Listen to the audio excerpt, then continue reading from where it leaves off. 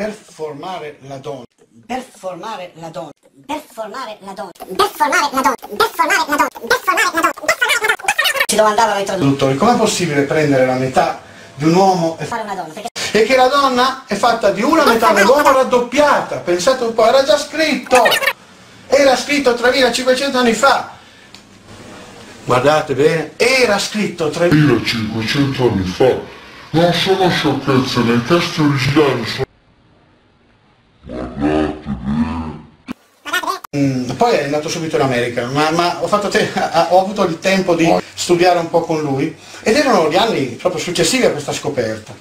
Nel 1953 si scopre la struttura, allora si è scoperto che in ogni cellula c'è il DNA, ci sono i cromosomi, là c'è il DNA, ci sono